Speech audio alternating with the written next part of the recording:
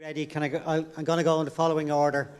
Table 9, 1, 11 and 14. So just to be ready in advance. So table 9, please. Can I have a question? Can I get everybody's attention, please?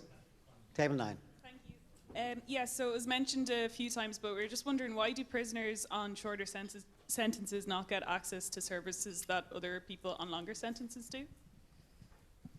Karen? Yeah, so I suppose at the moment, unfortunately, our prisons are overcrowded. We're at 103% of capacity, and whilst we have very good services, there are waiting lists to access those services. And if I think of psychology, in particular, we've 39 psychologists for over 4,600 prisoners, the majority of whom need psychological interventions, and today our waiting list is at 1,700.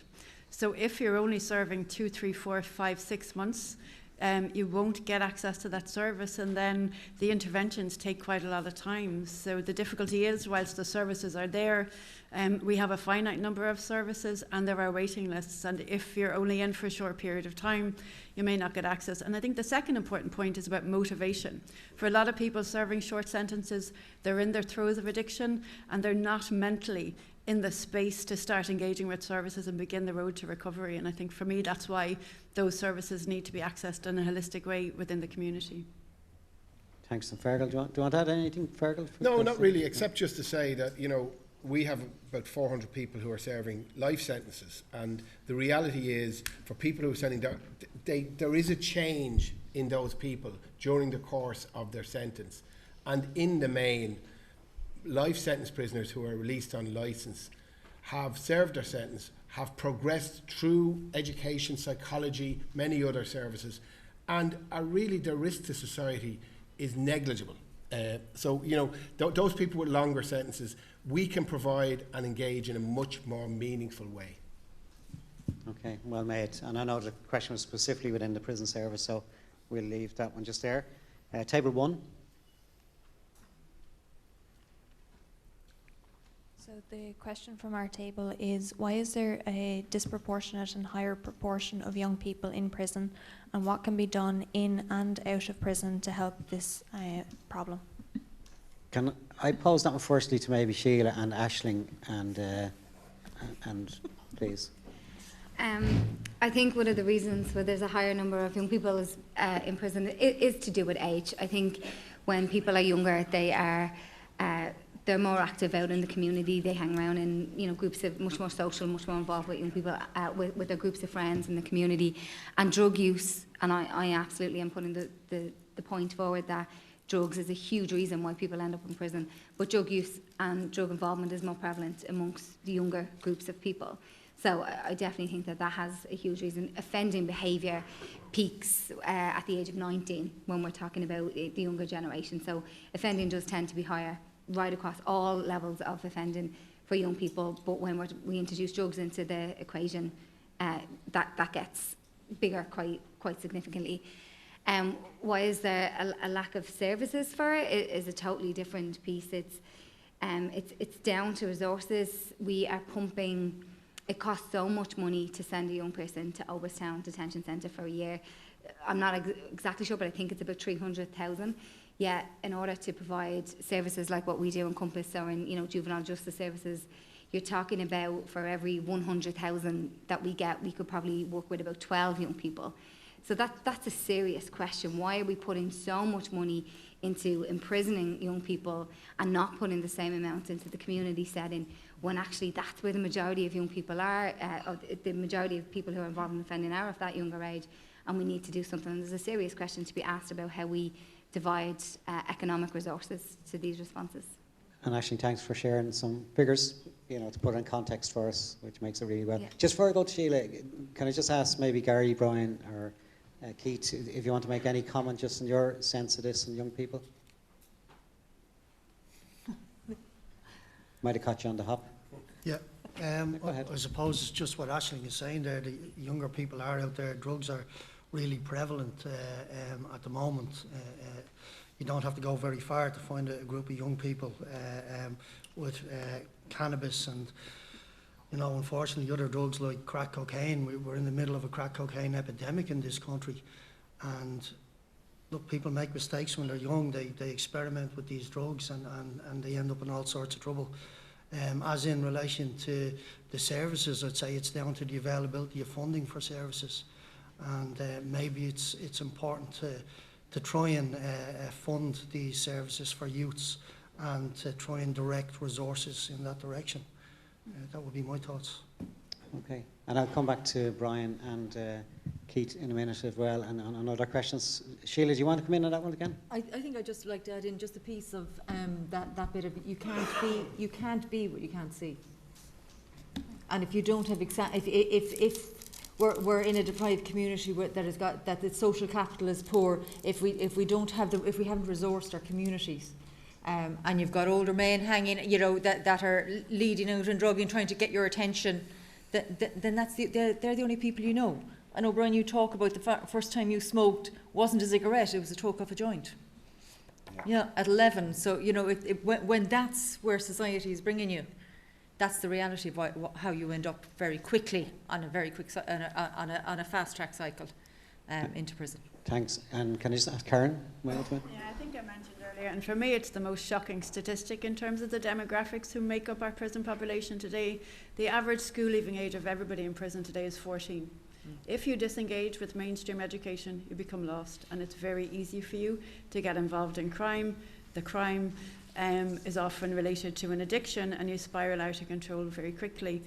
So for me, one of the protective factors, is education and employment. But if you're leaving mainstream education in Ireland today at 14, your pathway into the criminal justice system is almost determined, and there is a pipeline from school to our prisons. So what we need to do is look at how we maintain those vulnerable children who are generally from families where they've experienced a lot of trauma, where there are mental health or addiction issues within the family. How do we maintain those children in education and offer them hope for their future, is the question for me. Keith?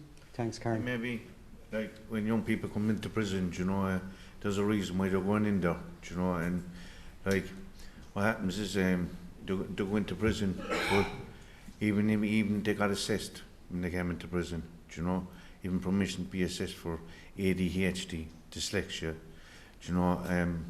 that don't happen, but I think there's something kind of coming up about it now. But in my later years, when I went into college, I was kind of one of the lucky ones that I kind of learned a bit about myself, and I realised 2 years ago that when I got diagnosed with ADHD and dyslexia, so I had no awareness of that, so I just put that back on top. Really good. Keith? Yeah.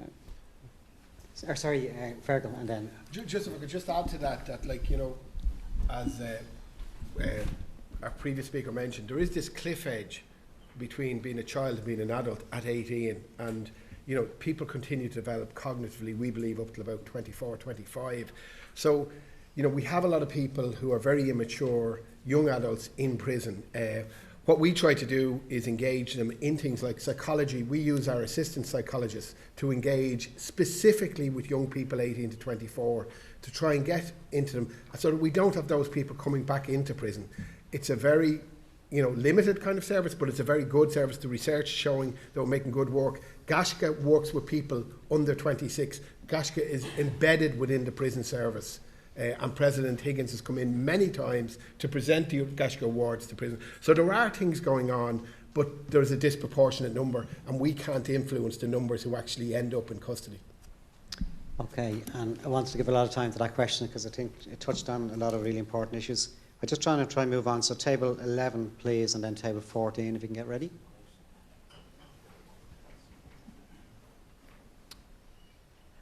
Yes, I just wanted to ask Gary, just his entire story was just incredible, but I just wanted to ask in particular regarding your experiences with prison. You said that they helped you. Do you think that you're an exceptional case, or do you think that this could possibly apply to more people? I suppose I was 12 months drug and alcohol free when I was imprisoned. So I'd already started to get help for my addiction. I found that the services were available in there, especially within the training unit, that there was opportunities for education, and that from there were teachers that came in and they would identify particular individuals and ask them if they would be willing to look at third level education. I fortunately was one of those people, and I decided that that's something that I wanted to do. So it was certainly available for individuals within the training unit. I think it's the progression unit now, if I'm right. But as far as I know, those opportunities are still there. And what was really important for a lot of guys that I was in prison with is that the medical unit was there too. So people from Mountjoy who wanted to come off the drugs, they could detox within the medical unit, and then from the medical unit go to the training unit where they could find education and a drug-free lifestyle. So I think the training unit doesn't work without the medical unit, and if there's nothing after the medical unit, then you're setting people up for a fail. So I think the prisons, although they can get a lot of slack, they actually provide the services and pathways for people to address their addiction issues and to further themselves in life through education. Thank you, Gary. And Brian, feel free if you want to make. Yeah, for myself, I suppose prison helped me, as in it saved my life many different occasions.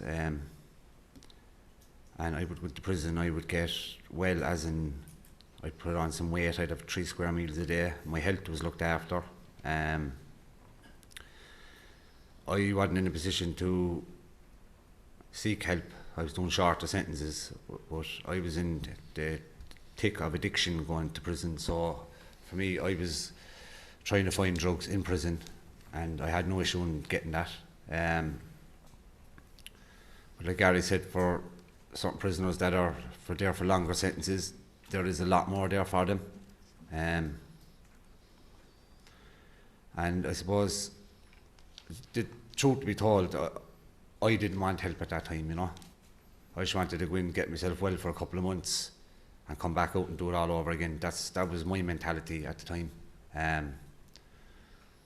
So I suppose that's the question. If you ask every different person, you'll get a different answer, you know.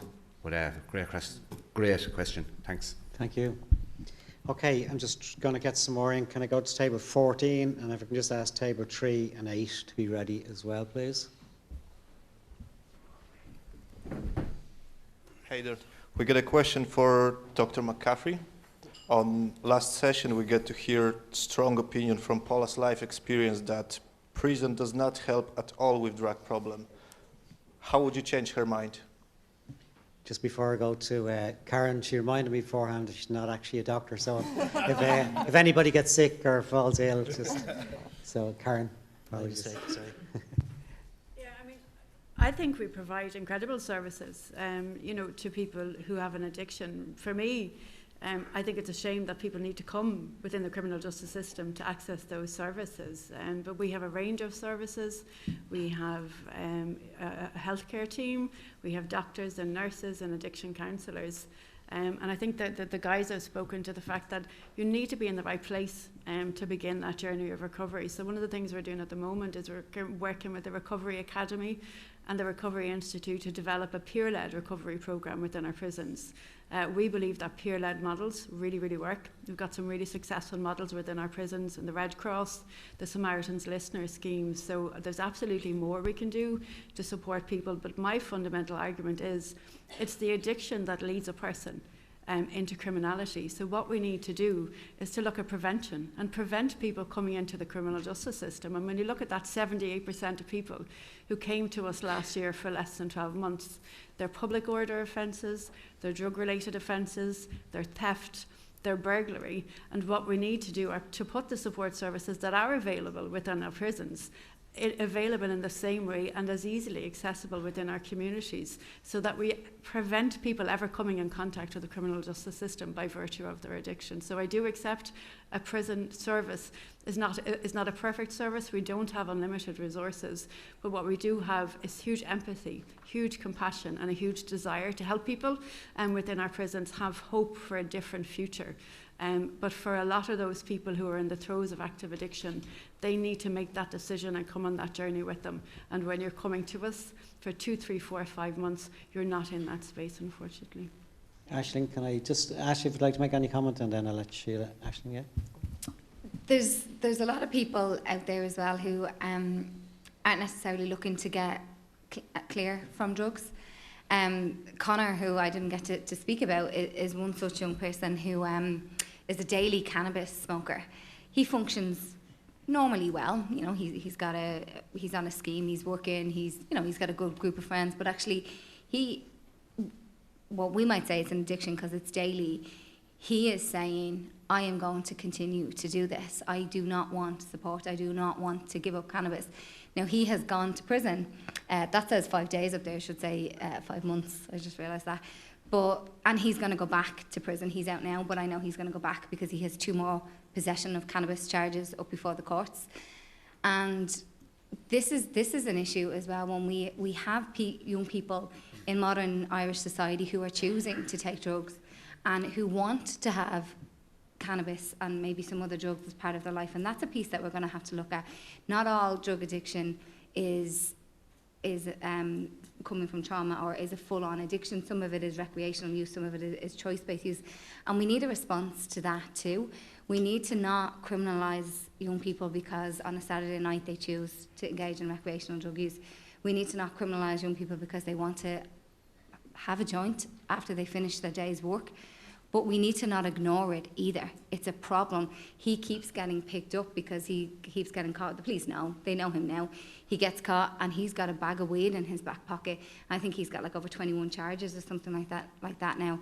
That's a problem. That's a real modern day Irish problem that is going to affect young people right across the communities, all walks of life, whether you're from the disadvantaged communities or whether you're from a more privileged background. And we need a response to that. So when we're talking about addiction in prisons, we are talking about the most extreme ends of it, but we are also going to continue to see a growing number of people who are involved in recreational and choice-based drug use. And this is another question for what we're going to do about that in this room today, because we can't lump it all in as the same one response. We can't send everybody into an addiction service. That's just not possible. So what are we going to do? How are we going to look at drugs from the full range, from the serious addiction to the Connors who's like, I'm going to smoke no matter what you say. Well done. Well done, Aisling.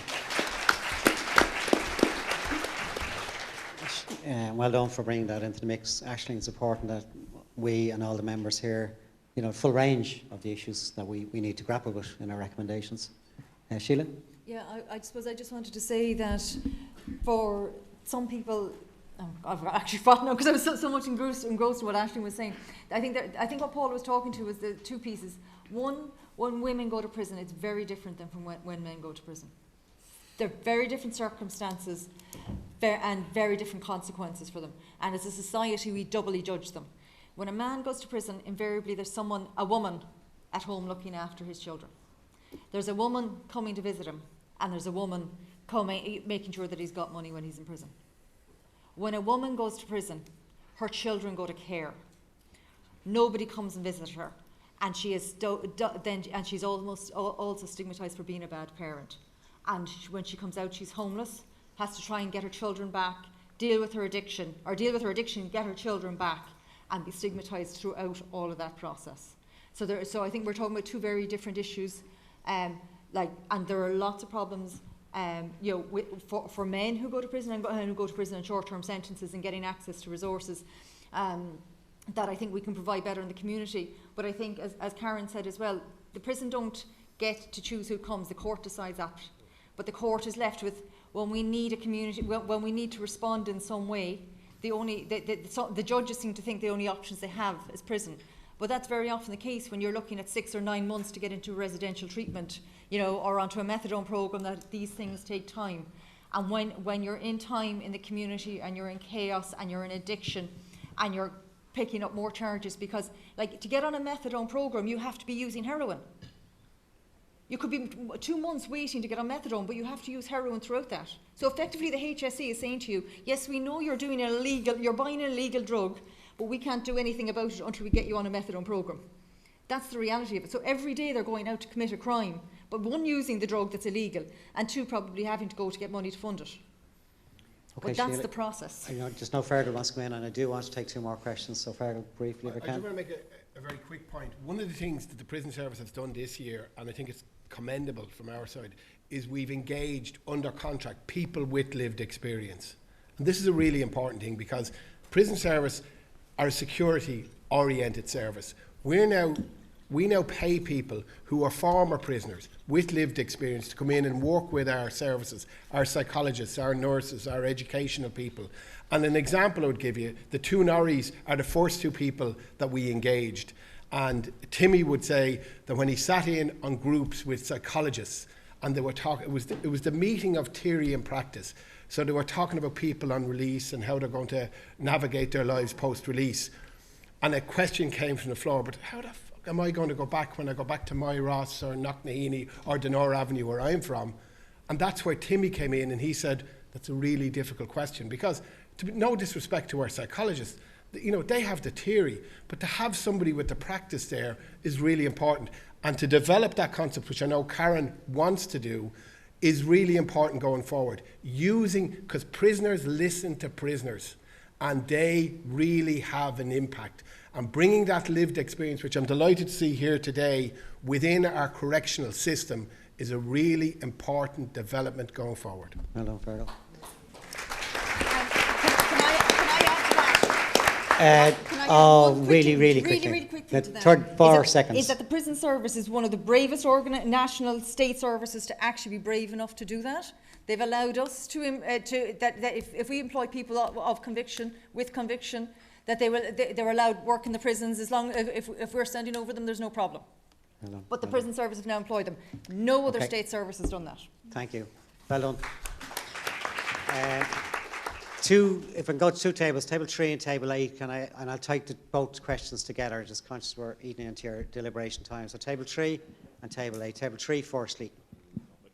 Good afternoon, everybody. Well done, everybody, and well done in particular to the lads and to yourselves as well. Firstly and foremostly, 2 questions, and it's very quick. First question is, prison services, okay. What are you doing to stop drugs coming into the prison? What is going on? It's a prison that drugs are getting into our prison services. And then we've heard about all these wonderful organisations, all these great groups, community groups like yourselves and all that, over the course of the last number of weeks and months that we've been here. And in terms of, what's the story with organisations in relation to preventing all of this, that we're not having this?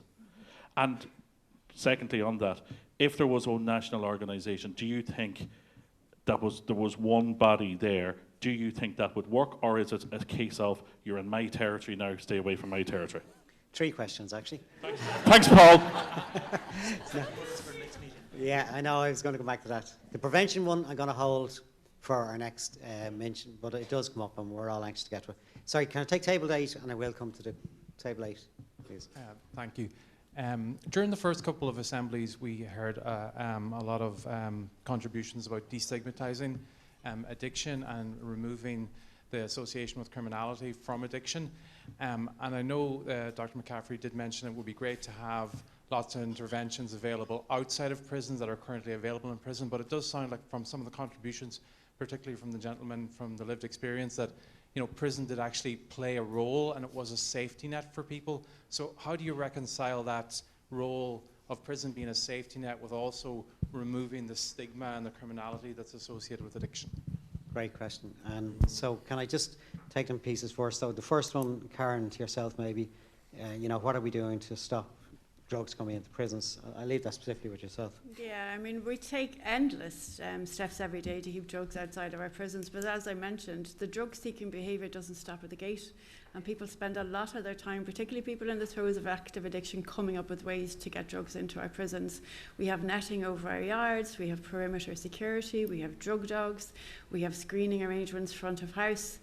But regrettably, a lot of people who come to prison come internally packed with drugs. So we're now currently looking at new technology, X-ray machines that are in place in other jurisdictions that will identify, the fact that you're coming in with drugs. A lot of people are under duress to bring drugs into prison. It's not necessarily that they're bringing it in for their own use. They're bringing it in because they're under pressure.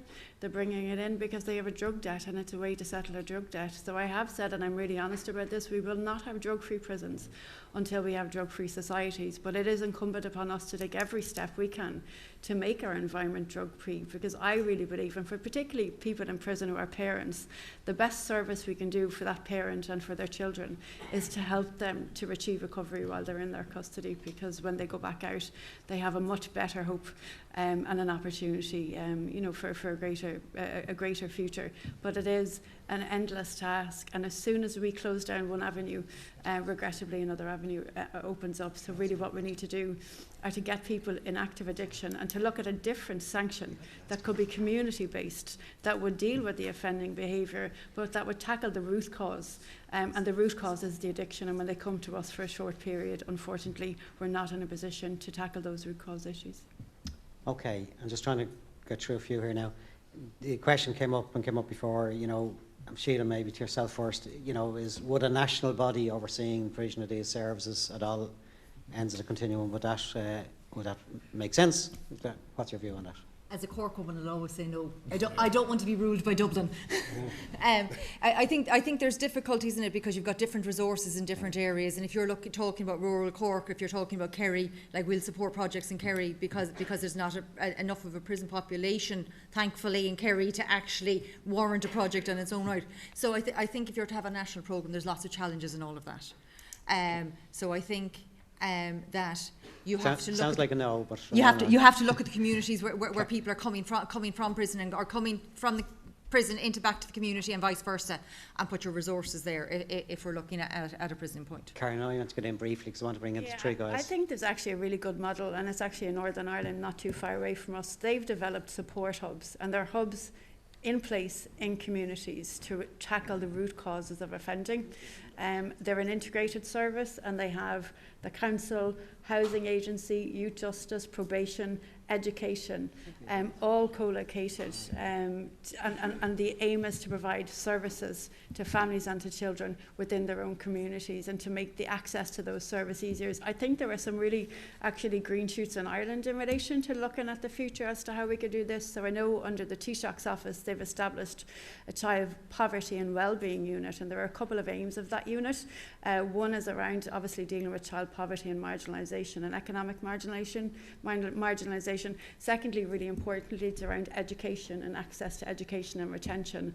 But there is a specific aim in Ireland in that unit to look at integrating the service provision for family and children, because services are disparate, services are the responsibilities of different statutory and non-statutory agencies. But it can't be beyond us to bring those services together and to make them easily accessible, and most importantly, to treat all of the holistic needs of a person, not just one of the issues in an individual service. Thanks, Karen. And this thing keeps coming up, whether it's greater integration or it's greater oversight or single services, so it's something hanging in the air. I'm getting strong arrows from table number 13 saying that I must have missed them in the last session. Before I come back to the very good question, table 8, table 13, can I ask you to pose one as well, and then I'll come back to table 8's question. Table 13, please. And my apologies, I missed you the last time. We were wondering if what would each member of the panel like to see come from the Assembly? Always the question that puts a shiver down my spine when each Assembly member, each member of the panel, but I'll ask some of them. Can I just come back to table 8? First of all, just the whole issue around decriminalisation and the conflicting issue between stigmatising, but yet has provided a good help and services within prison. So, Brian, Keith, please, if you want to come in and some of that. So the question was around the issue of stigmatisation, people going into prison, but yet going into prison was a chance to get some services. How do you kind of square that all off? There is that stigma out there of going to prison, but I think myself, a lot of the young lads that are going to prison these days, they're coming from a lot of antisocial behaviour in their local area, and how do you stop that? I don't know. There's also no stigma to being in prison within your group. And on a personal basis, I remember I was only a young lad, I was only 18, and it was my first stint in prison. And when I finished that prison sentence, all of my friends at that time, none of them had been there. So me being a young boy, they thrived on that, you know, and I got a high out of it. You know, like I was the big bad kid in my group, you know. I was the first one of my mates to go to prison. Like, looking back on it now, it was madness, like, but at the time it was great, you know. It was like a trophy to carry, you know. I think that feeds back into the you can't be what you can't see. So unless you've got other alternatives for people and diversion ways of being and other ways of finding status within your community, you know, it is the alternative way to respond to that. Okay. Just for Gary, do you want to make any comment on that briefly? I'm a bit unsure how to answer that one. And that's fine. Yeah. Okay, Fergal, really briefly. Yeah, I just want to say, look, prevention is obviously the key, but like we have to deal with the reality. People come into prison, and that we need to transition them from custody to community as safely as possible. 3 things: they need income support. I was harassed and abused by Father McVery for years that we were releasing people on Friday, they'd no income, they'd no medical card, they'd no housing, whatever, and correctly so. But we now have protocols in place. Everybody leaving prison gets their social welfare income on the day they release. They get a medical card if they're serving 6 months or more. We have better links with housing. Could it be better? Yes.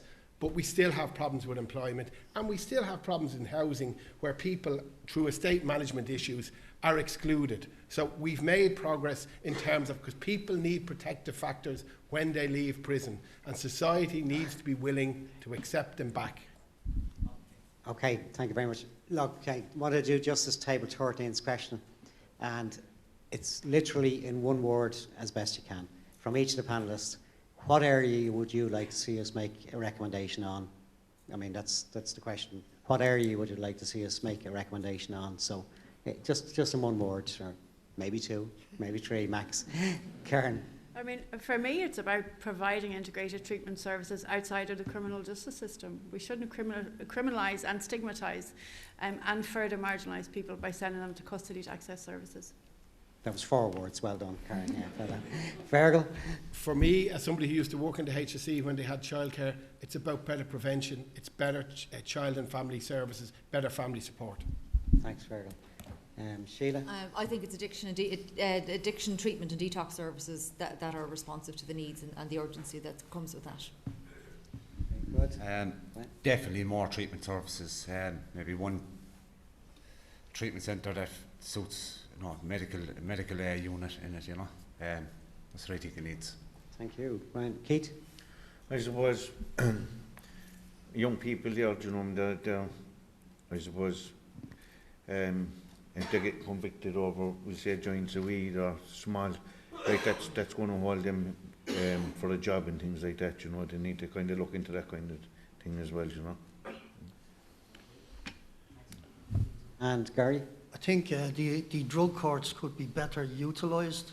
They're not really utilised at the moment, and I think if they were, that maybe the drug courts could be used to direct people towards rehabilitation, detox, and community services before a prison sentence is handed down. Thank you, Gary. Well made. And Aisling? I think we need to stop criminalising drug use. And I think a huge role that could come out of the Citizens' Assembly is the move towards the decriminalisation of drugs, to the eventual legalisation of drugs. And let's bring in a community-based, health-led approach that stops criminalising, stops punishing, and starts tackling the issue face on. Thanks, Aisling. Very clear.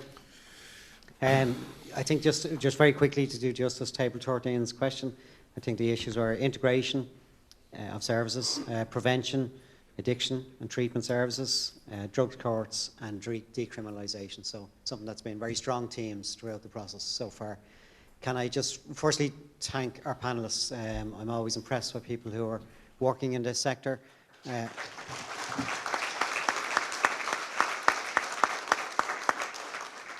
I think the whole session worked really well and very seamlessly from people who've had their lived experiences. And I think we got a really greater insight into the Irish Prison Service and the service that's provided in a wide range of very challenging and difficult circumstances. So I should also recognise, just being told, that Fergal is just about to wind down his long career in the Irish Prison Service. So I want to thank him for all his work. But do thank your colleagues as well on our behalf for everything that they do for us as well. Thank you very much indeed. So we have on you. We've eaten in a lot of time. But I think the Q&A was important there. It's time now to reflect back at your tables. I think it's important just to take stock of what you've heard. I presume we can integrate the tea break into this, which tea and coffee should be here if they're not here already. And we're back at 15:40. So between the discussion at your tables, grab a coffee, and we'll regroup at 15:40. Thanks very much.